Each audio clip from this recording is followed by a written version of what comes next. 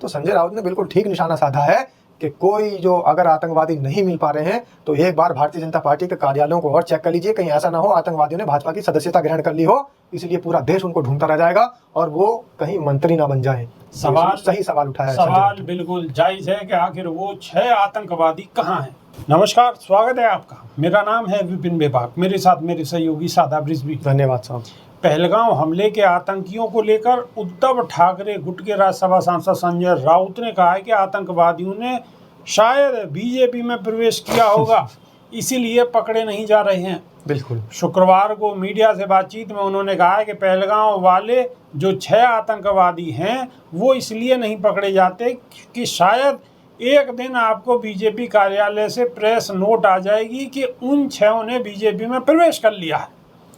आप भूल जाइए ये सब।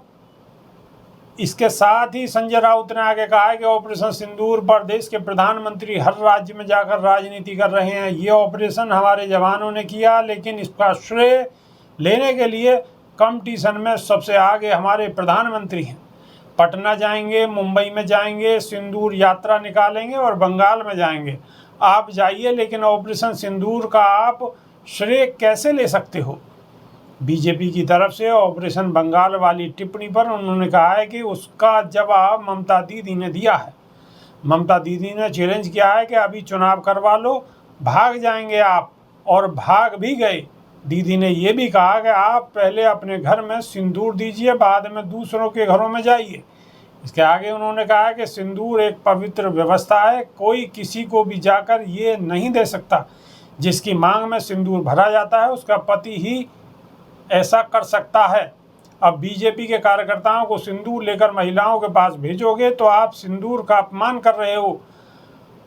अपनी किताब पर उन्होंने कहा कि ये किताब मैं अमित शाह जी को दे दूंगी। उन्होंने ये किताब पढ़नी चाहिए कि किस प्रकार से। उन्होंने कहा दे दूंगा संजय रावत जी ने। जी बिल्कुल।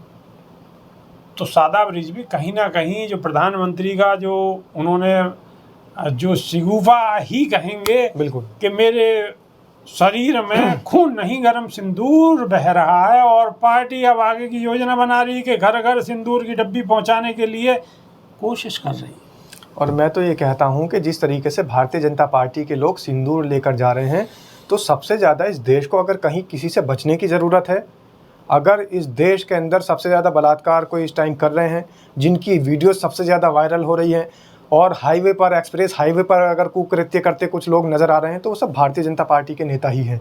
तो भारतीय जनता पार्टी के नेता अगर आपके घरों में आए, और मेरी सब लोगों से, इस देश की जनता से विनम्र निवेदन है कि आपके घरों में माँ बहनों को अगर सिंदूर की डब्बी लेकर कोई व्यक्ति भारतीय जनता पार्टी से आता है, तो कम से कम अपनी माँ बहनों की लाज बचाने के लिए, उनकी इज्जत रखने के लिए इन भारतीय जनता पार्टी के नेताओं से दूर रहना होगा। ये मैं नहीं कह रहा हूँ, पिछले दिनों से आप देख लीजिए किसकी वीडियो वायरल हो रही है, एक्सप्रेसवे के उद्घाटन कौन कर रहे हैं, मूवीज़ किसकी रिलीज हो रही है मध्य प्रदेश के अंदर, और दूसरी बात किसने बकवास कर रखी है इस देश के अंदर, महिलाओं का अपमान सबसे ज़्यादा कौन कर रहा है। हमारे देश की सेना के अंदर तैनात ऑपरेशन सिंदूर को लीड करने वाली एक बेटी, उसका अपमान कौन कर रहा है, उसके रिश्ते आतंकवादियों से कौन जोड़ रहा है, इस देश की सेना को नतमस्तक कर कौन रहा है। ये सारी बातें आप देखिए कि इनके अंदर भारतीय जनता पार्टी के नेता निकल कर आएंगे। और संजय राउत जी ने एक बात बहुत बढ़िया कही है, बहुत अच्छी लगी, बल्कि मुझे तो शुरू में आपने जब पढ़ के सुनाई तो बताई तो हंसी आ गई उसमें बेबाक जी। वो ये बात थी कि जिस तरीके से भारतीय जनता पार्टी के नेता कुकृत्य करते हैं, भ्रष्टाचार में लिप्त रहते हैं, या फिर वो किसी और कुकृत्य में शामिल होते हैं, तुरंत उनको पार्टी के अंदर ले जाकर सदस्यता ग्रहण करा दी जाती है। तो उनका सारा का सारा जो खेल था, उनका जो कांड था, धुल जाता है। सब वॉशिंग मशीन है, पाउडर बहुत बेहतरीन वाला है। सबूत है। बहुत सारे लोग और अनभक्त मेरे जो साथी काबिल दोस्त देख रहे होंगे, वो भी ये सोच रहे होंगे कि भारतीय जनता पार्टी के ऊपर ही क्यों राशन पानी लेकर तने हुए हैं। सबूत हैं। आप देखिए बिल्किस बानो के जो बलात्कारी थे, उनके साथ क्या हुआ। अदालतों से भी सजा याफ्ता थे, सब जगह से उनको सजा करार देकर अपराधी बना दिया गया था, लेकिन उनके गले में फूल मालाएं डाल दी गई क्योंकि वो बीजेपी में शामिल हो गए थे। उसके बाद साध्वी प्रज्ञा का क्या हुआ, मालेगांव वाले मामले में और दुनिया भर के मामले में दोषी करार दे दिया। हमारे देश की अदालतों ने दोषी करार दे दिया, लेकिन भारतीय जनता पार्टी में शामिल हो गई तो मालाएं डली और सांसद बना दी गई। आप देखिए ऐसे कितने नाम हैं जो भारतीय जनता पार्टी में शामिल हुए और मंत्री बन गए। आप देखिए कुलदीप सेंगर, आप देखिए ब्रजभूषण शरण सिंह, आप देखिए जो इससे पहले भी और नेता इस तरीके के कुकृत्यों में शामिल थे।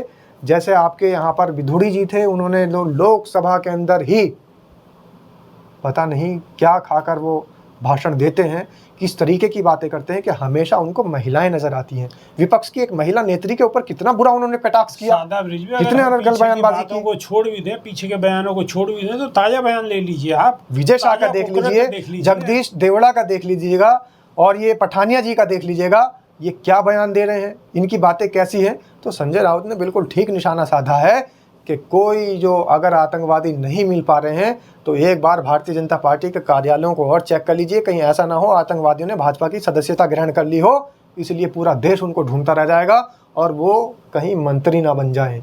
सवाल सही सवाल उठाया है। सवाल बिल्कुल जायज़ है कि आखिर वो 6 आतंकवादी कहाँ हैं, उनका पता अभी तक क्यों नहीं चला। और संजय राउत का शक बिल्कुल ठीक है कि आखिर कहाँ चले गए, जमीन खा गई, आसमान निकल गया।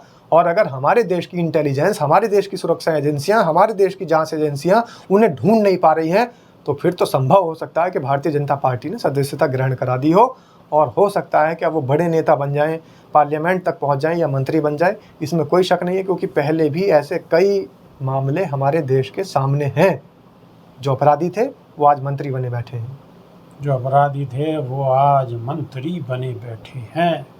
तो अभी के लिए सिर्फ इतना ही। नई वीडियो में फिर रूबरू होंगे। बहुत बहुत शुक्रिया। नमस्कार। धन्यवाद साहब।